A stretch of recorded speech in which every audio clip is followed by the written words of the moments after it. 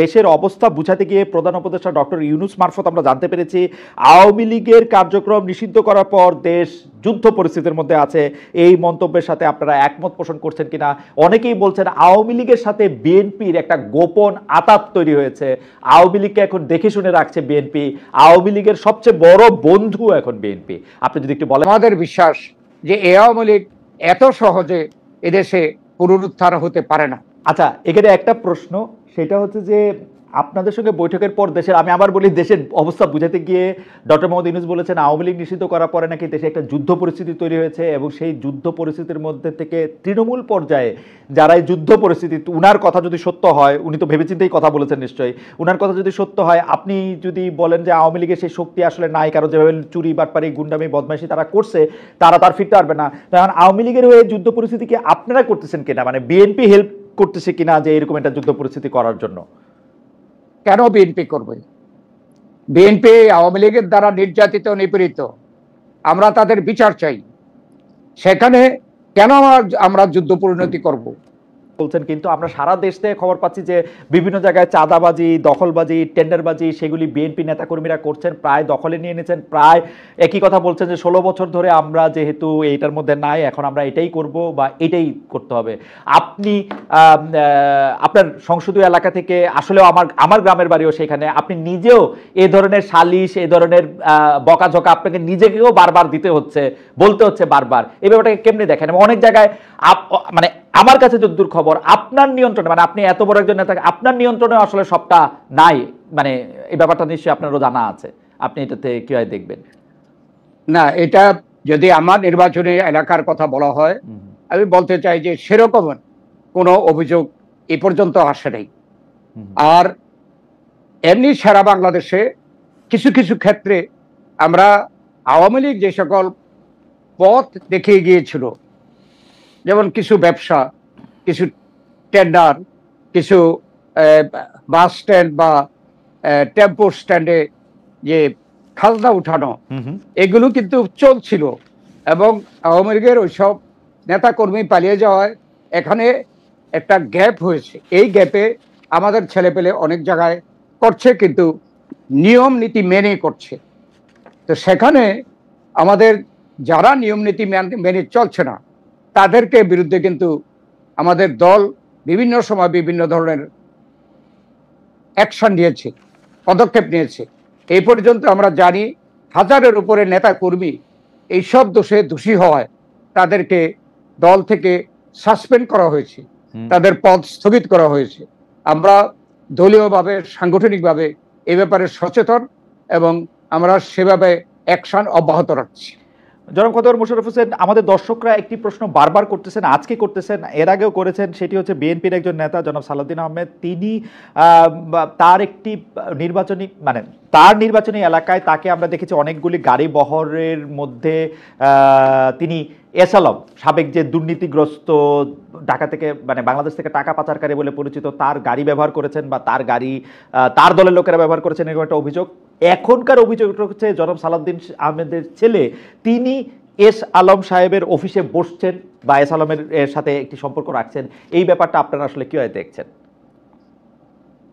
এই ব্যাপারটা আসলে সালাউদ্দিন সাহেব যখন ভারত থেকে ফিরলেন, ফিরে ঢাকা থেকে কক্সবাজার গেলেন, তখন একটা কথা দেখেছি যে এস আলমের একটা জিপে তিনি উঠেছেন। পরবর্তীকালে তিনি ব্যাখ্যা দিয়েছেন যে তিনি জানতেন না এটা এস আলমের জিপ, এতটুকুই শেষ। কিন্তু এর পরের যে অভিযোগ করলেন এটা আমার জানা নেই, আমরা এই ব্যাপারে জানিও না। ওকে, এটি অভিযোগ এসে আসছে। এবার একটু জামায়াতে ইসলামের প্রসঙ্গে আসি।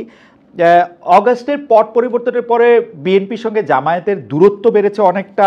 আপনাদের নেতারা জামায়াতকে মুনাফেক যেমন বলেছেন, তেমনি জামায়াত নেতারা বিএনপির বিরুদ্ধে বারবার চাঁদাবাজি, তেলবাজি, জবরদখল, নানা অভিযোগ সামনে এসেছেন।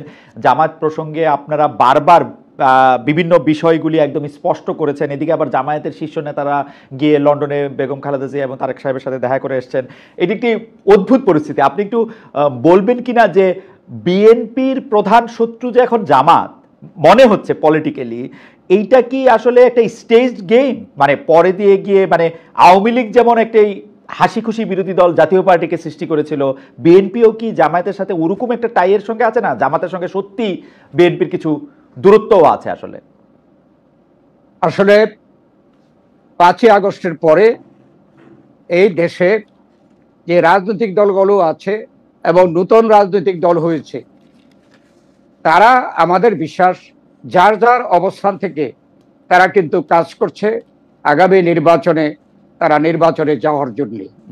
এখানে এখন পর্যন্ত আমাদের মধ্যে কোনো ঐক্য সৃষ্টি করা বা একে অপরে কোয়ালিশন করা বা কে বিরোধী দল হবে, এইসব ব্যাপারে এখনো চিন্তা ভাবনা করার সময় আসেনি। আমরা সরকার থেকে চাচ্ছি তারা দিন তারিখ ঘোষণা করার পরে হয়তোবা এই সকল বিষয় নিয়ে আলাপ আলোচনা হতে পারে। আর এখন আমাদের বিশ্বাস হচ্ছে প্রত্যেক রাজনৈতিক দল তারা নিজের নিজের অবস্থান থেকে আগামী নির্বাচনের জন্য প্রস্তুতি নিচ্ছে এবং নির্বাচন ঘোষণা করার পরে এটা চূড়ান্ত হবে বলে আমার বিশ্বাস। ওকে, আমরা আজকে দেখেছি যে 71-এ মানবতা বিরোধী অপরাধের মামলায় মৃত্যুদণ্ডের রায় বাতিল করে জামাত ইসলামের নেতা এটিএম আজহারুল ইসলামকে বেকসুর খালাস দিয়েছে সুপ্রিম কোর্টের আপিল বিভাগ। এ নিয়ে জামাতে ইসলামী উচ্ছ্বাস প্রকাশ করছে। আইন উপদেষ্টা ডক্টর আসিফ নজরুল বিষয়টিকে ন্যায় বিচার হিসেবে দেখছেন। এই রায় বিএনপিকে কিভাবে দেখছে? বিএনপি কিভাবে দেখছে? আপনারা ক্ষমতায় আসলে মানবতা বিরোধী অপরাধের বিচার, এখন আবার 2টা ট্রাইব্যুনাল হয়েছে, সেটাকে আপনারা কিভাবে দেখবেন? জি, আজকে এ ব্যাপারে উচ্চ আদালতে রায় হয়েছে। আমরা এরপরে কিন্তু বিএনপি এই ব্যাপারে আলাপ আলোচনা করতে পারি নাই, তাই আমি ব্যক্তিগতভাবে কোনো মন্তব্য করতে চাই না। আর বিশেষ করে উচ্চ আদালতের একটি রায় সম্পর্কে, আমরা যেখানে উচ্চ আদালতকে, সকল আদালতকে স্বাধীনভাবে কাজ করার পক্ষে, সেখানে আমি এখনই কোনো মন্তব্য করতে চাই না। ঠিক আছে, আপনারা কি মানে 31 দফার ব্যাপারটা আপনারা আগে দিয়েছেন, নানা রকম সংস্কারের কথা বলেছেন, মানে এক ধরনের ব্যালেন্স বা ভারসাম্যের কথা আপনারাই আসলে আমার যদ্দূর মনে পড়ে সবার আগে আপনারা বলতে শুরু করেছেন, প্রথম বলেছি। হ্যাঁ, এবং সেইগুলি আপনারা বলেছেন। কিন্তু এখন আমি যদি একটু সংস্কারের প্রসঙ্গে আসি, এবং আপনি এগুলি আরো একদম আপনার মুখস্থ, আমি একটু দেখে দেখে বলি যে আপনারা আসলে সংস্কারের যে বিষয়গুলো বিএনপির অন্তত আমার কাছে মনে হয় যে বিরোধিতা করার দরকার নাই, কিন্তু সেগুলির ব্যাপারেও আপনারা সাংঘাতিক বিরোধিতা করতেছেন। আপনি যদি আমরা আপনার কাছ থেকে যদি একটু শুনি যে একটু অল্প অল্প করে যে সেগুলি কেন, যেমন ধরা যাক প্রধানমন্ত্রী 2বারের বেশি হতে পারবেন না, আপনারা এটাতে আপত্তি কেন জানাচ্ছেন? মানে প্রধানমন্ত্রী 2বারের বেশি না হতে পারাটাই তো আসলে একটা রাজনৈতিক যে অঙ্গনের যে স্বাভাবিক চলমান বা স্রোতধারার মতো চলমান, সেটাই তো হওয়া উচিত, তাই না? আমাদের 31 দফা সংস্কার প্রস্তাবে কিন্তু এই কথা লেখা আছে, কিন্তু একটা কথা সেখানে একটু বেশ কম আছে। আমরা লিখেছি পরপর 2 টার্ম, এর পরপর 2 টার্ম। জি, এখন পরপর 2 টার্মের পরে আর হতে পারবে না। হ্যাঁ, এখন যদি দেশের পরিস্থিতি এমন হয় যে কেউ 2বার প্রধানমন্ত্রীর পরেও তার ডিমান্ড থাকে, দল তার পপুলার থাকে, একটা গ্যাপ দেওয়ার পরে আমার যদি দল তাকে পছন্দ করে, তো এটা স্বাধীনতা রাখার জন্য আমরা বলছি পরপর। যেমন আমেরিকায় বর্তমানে যে প্রেসিডেন্ট, সেও কিন্তু এক সময় প্রেসিডেন্ট ছিল, কিন্তু পরের বছরে সে দাঁড়াতে পারে নাই। পরপর 2 বছর পরে আবার সে নতুন করে ইলেকশন করেছে, জনগণ তাকে নির্বাচিত করেছে। উনি পাস করে নাই, ফেল করছে। হ্যাঁ, যাই হোক, দাঁড়াইছিল, ফেল করছে। যাই হোক, এরপরে সে আবার সে কনফেস করে জনগণই ভোট দিয়েছে, তার জন্য সে নির্বাচিত হয়েছে। তা আমাদের কথা ছিল যে পরপর 2 টার্ম প্রধানমন্ত্রী থাকার পরে সঙ্গে সঙ্গে আরেক টার্মের জন্য হতে পারবে না।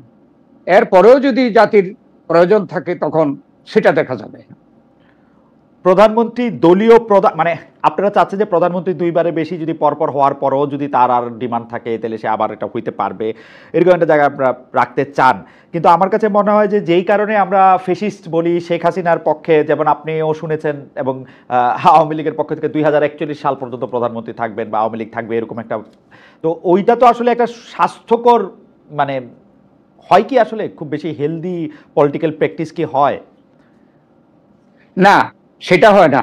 শেখ হাসিনার 2041 সাল পর্যন্ত থাকার ঘোষণা, আর আমাদের এই ঘোষণার সাথে কিন্তু অনেক তফাৎ।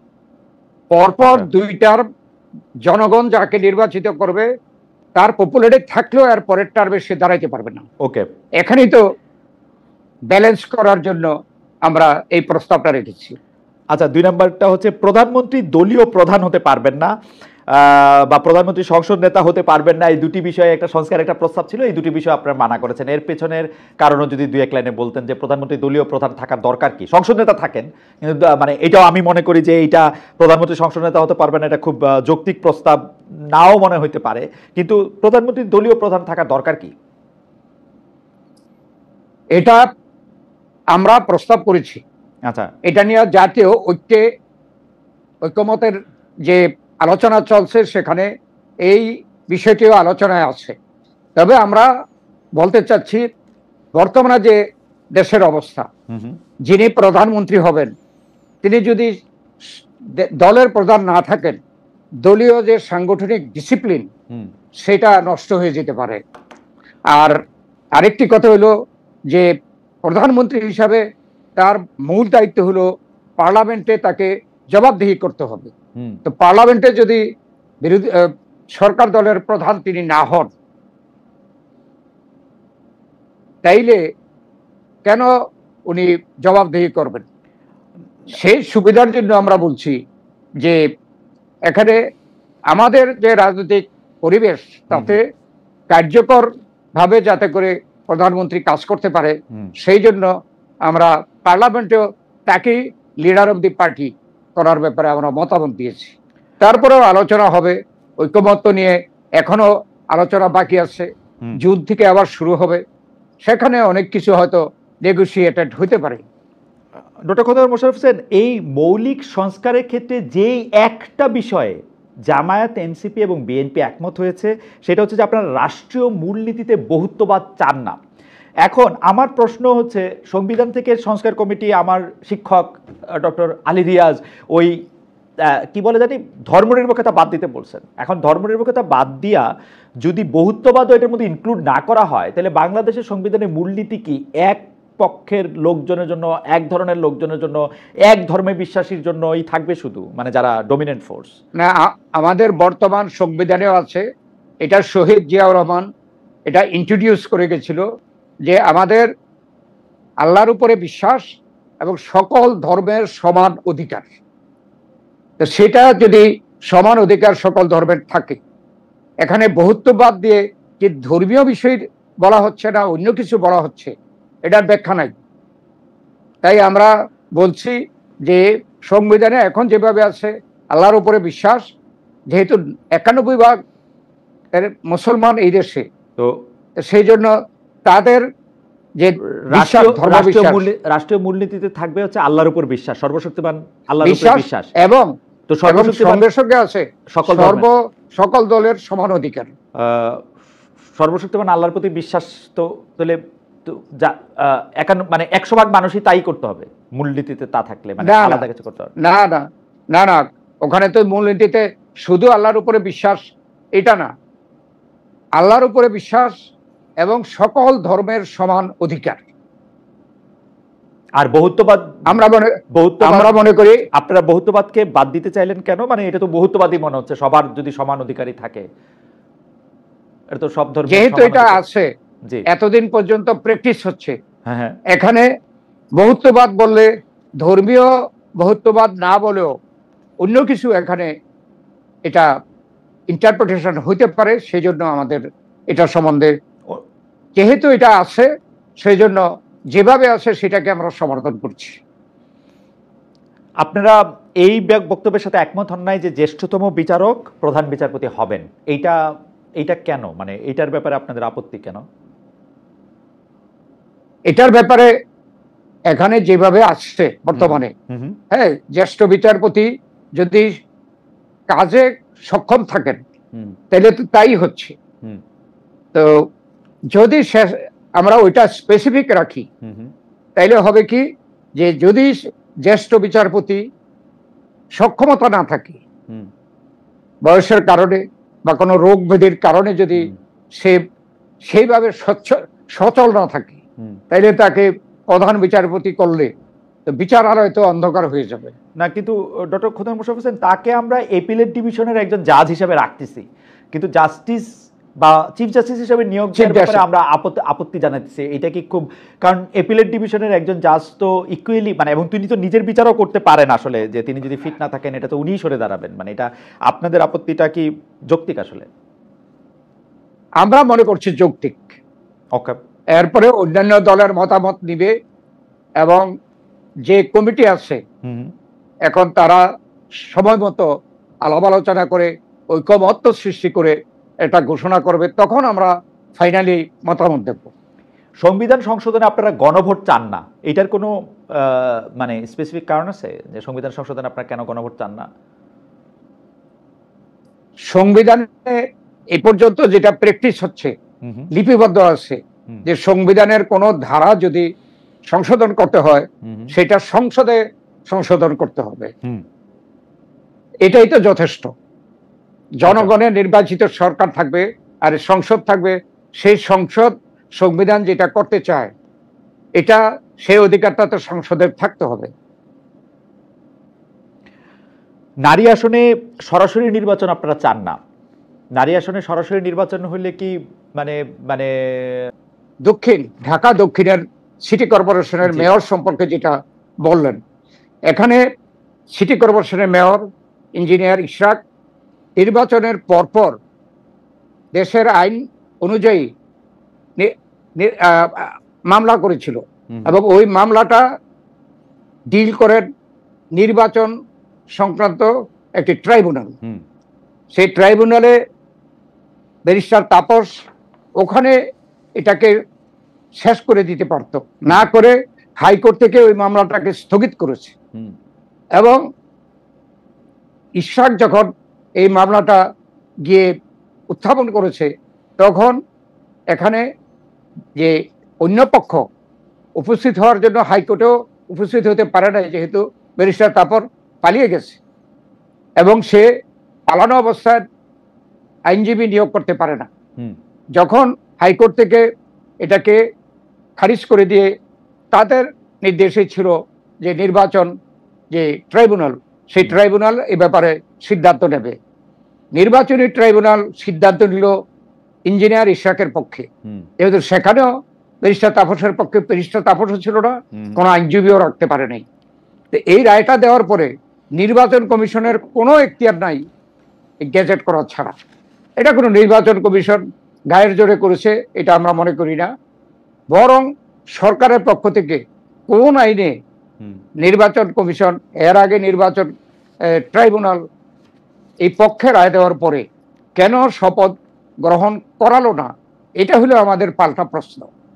আমরা এটা বুঝতে পারছি না। এখানে সরকার থেকে একটা ব্যাখ্যা দেওয়া হইতেছে যে এটার আইনি জটিলতাগুলি এখনো নিষ্পন্ন হয় নাই, তারা ল মিনিস্ট্রি থেকে এটার ভেটিং করতে উনি বলছেন, ল মিনিস্ট্রির অনুমোদন চাইছেন, কারণ হাইকোর্টে আরেকটা মানে ঠিক মামলা না, একটা সাবজেক্ট ম্যাটার পেন্ডিং আছে এইটার বৈধতার ব্যাপারে, যেহেতু এইটা আসলে পুরোপুরি সুরাহা হয় নাই। না, এটা কিন্তু মন গড়া ব্যাখ্যা। আচ্ছা, আইনে বলে নির্বাচন ট্রাইব্যুনাল যে সিদ্ধান্ত দিয়েছে তারপরে নির্বাচন কমিশন স্বাধীন, তারা গ্যাজেট করার পরে সরকার শপথ গ্রহণ করাবে, এটাই আগের ট্রেডিশন। ওকে, কিন্তু এটা সরকার রক্ষা করতে পারলো না। আমি একটু এই প্রসঙ্গে একটু আবার জাতীয় নাগরিক পার্টির কথায় আসি। জাতীয় নাগরিক পার্টি এনসিপি নানা দাবি দেওয়া সামনে রাখছে। তাদের সর্বশেষ দাবি হচ্ছে আওয়ামী লীগ আমলের 15 বছর অনুষ্ঠিত সব নির্বাচন অবৈধ ঘোষণা করতে হবে। আপনারা সেই দাবির সাথে আসলে একমত কিনা? ওই যদি আওয়ামী লীগের আমলের এই নির্বাচনের উপর ভিত্তি করে নির্বাচিত মেয়রের চেয়ারে বসাটা বিএনপির জন্য সম্মানজনক নয়, কেউ কেউ বলতেছেন, আপনারা কি মনে করেন? যদি ছোট যে একটু ডিস্টার্ব হচ্ছে। জি, ডক্টর খন্দকার মোশাররফ হোসেন, আমরা জানতে চাইছিলাম যে আওয়ামী লীগ আমলের 15 বছরে যেসব নির্বাচন অনুষ্ঠিত হয়েছে, এনসিপি বলতেছে যে এই সব নির্বাচনই বাতিল করতে হবে, কারণ এই নির্বাচনে আসলে কোনো বৈধতা নাই। আমরা জানতে চাইছিলাম যে এই ঢাকা দক্ষিণের মেয়রের সিটে বসাটা ওই আমলের নির্বাচনের উপর ভিত্তি করে যতই আদালত এটা বলুক, সেটা কেন এত ইম্পর্টেন্ট, সেটা সম্মানজনক কিনা বিএনপির জন্য?